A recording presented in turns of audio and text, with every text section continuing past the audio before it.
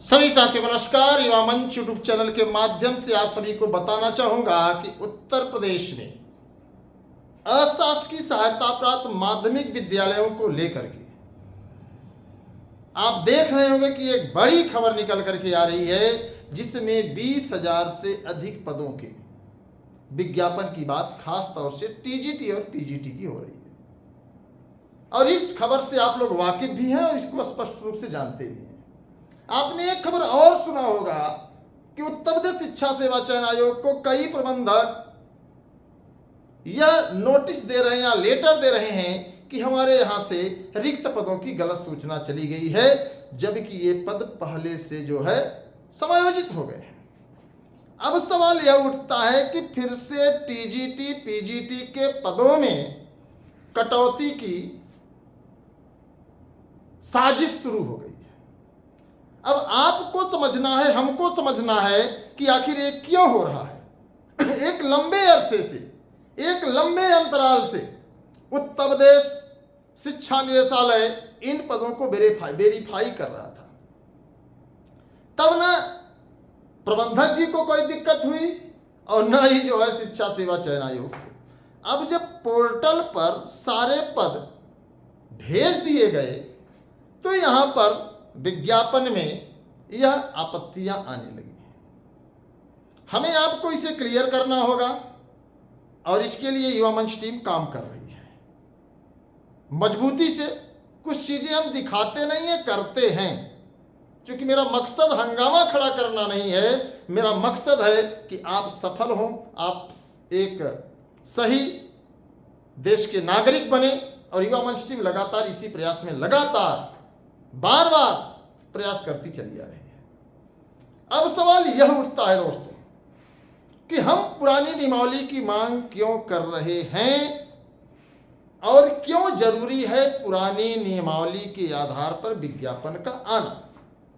जो भी साथी हैं हमारी बात अन्यथा भी ले सकते हैं और सही भी ले सकते हैं, लेकिन मैं बहुत क्लियर और बहुत स्पष्ट और रूडली कर रहा हूं कि आपको इस बात को समझना पड़ेगा, आपको इस बात को मानना पड़ेगा कि शिक्षा सेवा चयन आयोग के द्वारा जो रणनीति बनाई जा रही है एक विशेष वर्ग के लिए बनाई जा रही है।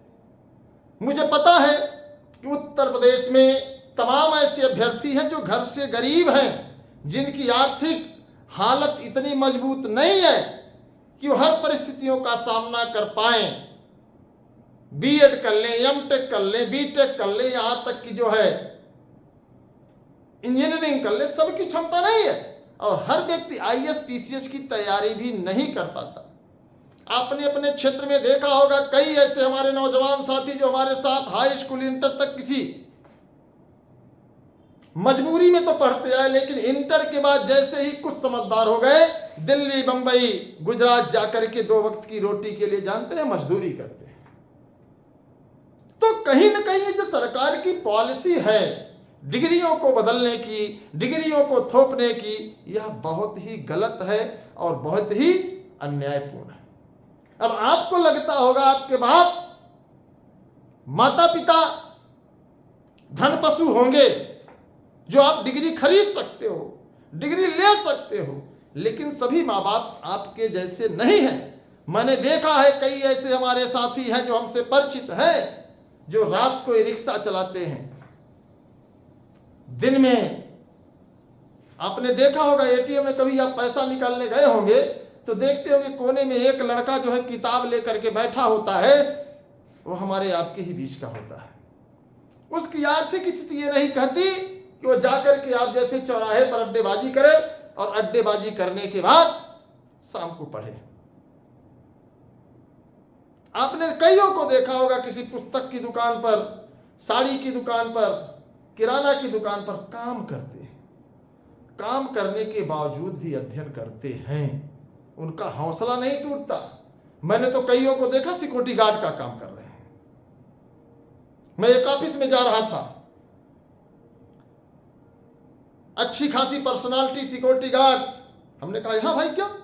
कहा सर क्या करें, घर की स्थिति नहीं है, पिताजी नहीं है, तो बड़ी पीड़ा होती है ऐसे सवाल सुन करके।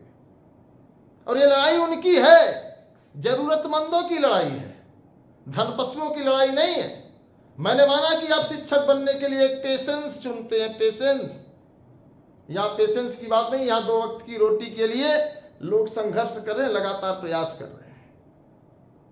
तो आपको मेरी बातें अन्यथा हो सकती हैं, लेकिन सच्चाई यही है कि अचानक जो नियमावली में 16 सितंबर 2025 को इन्होंने गजट जारी किया है, आप समझिए, और 16 सितंबर 2025 को जो गजट जारी हुआ है, उसको जारी हुए अब तक 10 महीने हुए हैं। 10 महीने 9 ही महीने हुए हैं। और मेरा जो मानना है कि 9-10 महीने में आप बाप तो बन सकते हो, लेकिन एक बाप बनने की जो गुणवत्ता होती है वो आपके अंदर नहीं आएगी। और खासतौर से अगर डिग्रियों की बात है तो डिग्रियों के बारे में आप लोग अच्छे से जानते हैं। अगर आप बीएड करेंगे तो कम से कम 2 साल, प्राविधिक कला के हमारे साथी अगर करेंगे 3 साल, 5 साल उनको भी करना पड़ेगा। तो ये जो भर्ती आ रही है, आपको पता है 69,000 शिक्षक भर्ती के बाद आज तक कोई भर्ती आई? ये अलग बात है कि लोगों ने डिग्रियां खूब बटोरी, टेट पास किए, सीटेट पास किए, लेकिन उनको अवसर ही नहीं मिल रहा है। तो भाई मेरे, अवसर का मिलना बहुत जरूरी है। तमाम ऐसे साथी हैं जो अवसर की तलाश में रहते हैं। जिसके परिप्रेक्ष्य में मैं आपको बता दूं मित्रों कि हम लोगों ने 28 तारीख को लखनऊ की गलियों में हल्ला गुल्ला किया और ब्रजेश पाठक जी से और डायरेक्टर महोदय से, उपनिदेशक से मिले, तो हमारी आपकी आवाज सत्ता तक पहुंच चुकी है।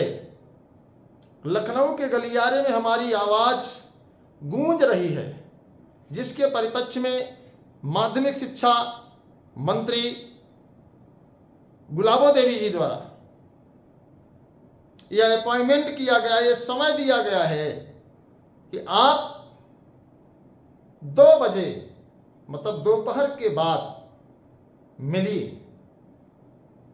और जिसको लेकर के मैं आपको बताने आया हूं कि हमें आपको दोपहर में मिलना है और मिल करके मुद्दे को एकदम नीट एंड क्लीन कर देना है। और नीट एंड क्लीन तभी होगा जब हम लोग मिलेंगे। बाकी आप चीजों को समझ रहे हैं, बहुत कुछ बताने की जरूरत नहीं है। 7वां दरवाजा टूटने वाला है, इस विश्वास के साथ जो भी साथ इस वीडियो को देख रहे हैं सभी से अपील है कि कमेंट बॉक्स में पुरानी नियमावली जिंदाबाद लिखना न भूलें। और इस वीडियो को इतना शेयर करिए कि उत्तर प्रदेश का हर एक नौजवान इस वीडियो को देखे, जिसे एक बड़ी उम्मीद है, जिसे एक बड़ी आस है कि हमें एक शिक्षक बनने का सुनहरा मौका पुरानी नियमावली के आधार पर मिलेगा। और भी तमाम विसंगतियां हैं, अंग्रेजी में विसंगति है, प्रवक्ता में तो जानते ही हैं आप, पीजीटी, हिंदी में भी विसंगति है। इतना तक नहीं, ये अब क्या है, जीएस लगाए। हिंदी वाले को जीएस की क्या जरूरत है यार? संस्कृत के मास्टर को जीएस पढ़ने की क्या जरूरत है यार? कला के मास्टर को जीएस पढ़ने की क्या जरूरत है यार? भाई जीएस पढ़ने का उसको चाहिए, सोशल वाले को चाहिए जीएस। समझ रहे हैं कि नहीं आप? तो कहीं ना कहीं ये गलत हो रहा है और इसका विरोध युवा मंच टीम पुरजोर तरीके से करेगी और करती चली जा रही है। जिसको जो करना हो करिए, लड़ाई लड़ेंगे और जीतेंगे। और यकीन के साथ कह सकता हूं कि विज्ञापन पुरानी नियमावली के ही आधार पर आएगा। इस बात के साथ सभी साथियों को जय हिंद।